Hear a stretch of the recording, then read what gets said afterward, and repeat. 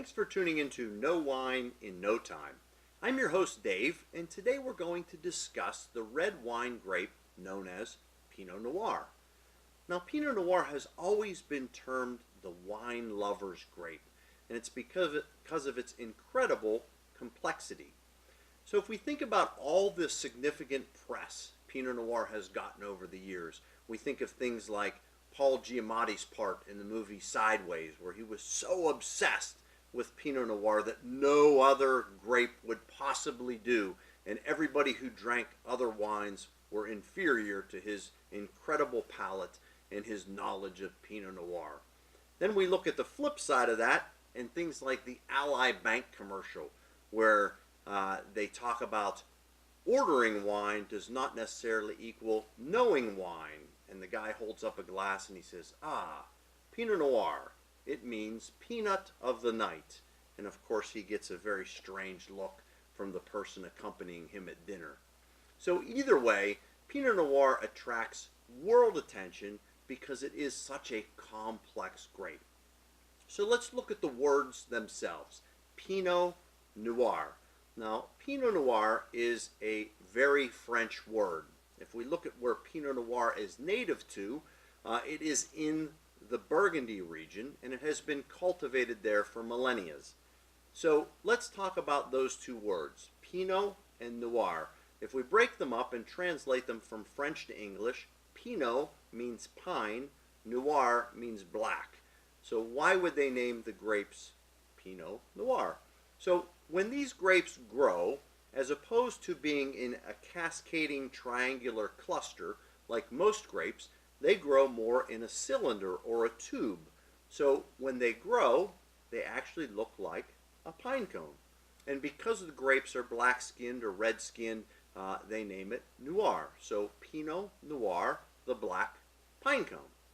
So a grape that grows in this particular configuration is a little bit more difficult to cultivate. If you ever think about Pinot Noir, you probably noticed last time you were in one of your local wine stores that the price of Pinot Noir is significantly higher than Merlot or Cabernet Sauvignon or Syrah.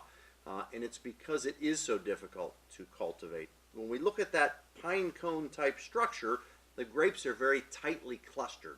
And when grapes are tightly clustered, they're susceptible to mold and mildew.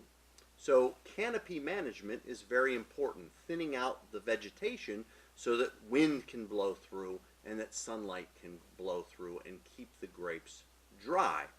Also, Pinot Noir has notoriously thin skins, and if those skins split, then of course mold and mildew come back into to being a very problematic situation.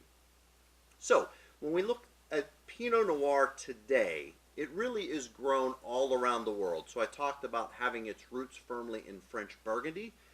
It is grown all around the world, but mostly in cooler climates. So when we think about Pinot Noir that's not French Pinot Noir, we go to places like New Zealand. New Zealand's famous for Pinot Noir and does an exceptional job with it.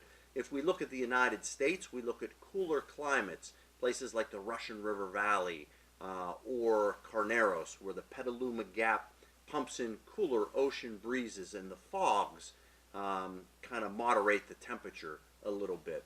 If we look at Pinot Noir from a taste standpoint, because this particular grape has thin skins, the wine itself generally is lighter in style. If we look at taste profiles, generally around the world, Pinot Noir is going to have a core of black cherry, and around the edges we have things like tea leaf, we have cola, we have dusty tannins, we have spices like clove and pepper, things of that nature. Sometimes Pinot Noir can get just a slight bit plummy as well.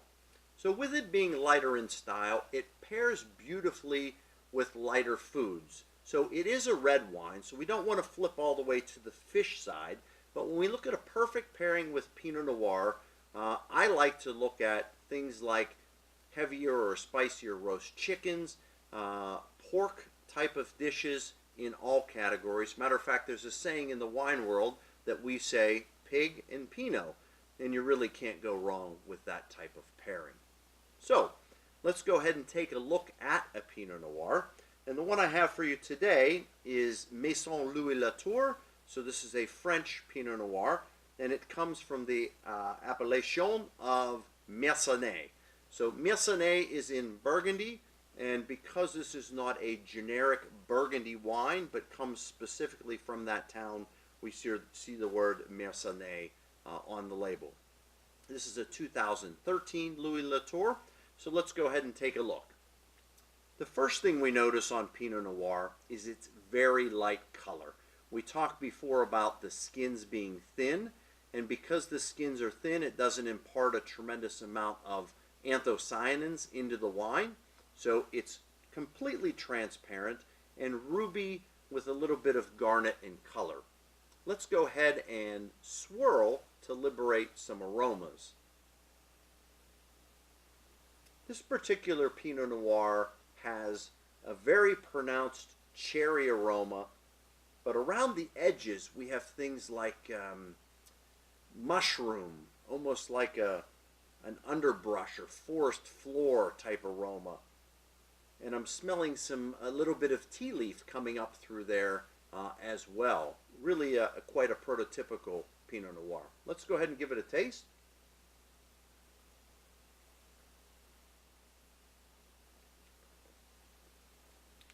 As it rolls across the palate, we notice on the front side of the palate, it enters very much pronounced with cherry liqueur. So we taste very pronounced cherry flavors. As it rolls to mid-palate, we certainly taste the acidity in the wine.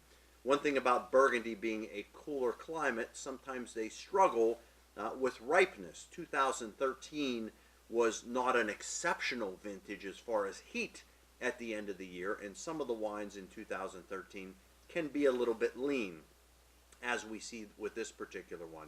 But across the edges, we get the spices that roll through, a little bit of cloviness, and the finish kind of finishes into a, I don't want to say cherry cola, but I said cherry before, and cola on the end really kind of has a nice tea leaf kind of cola type flavor on the backside.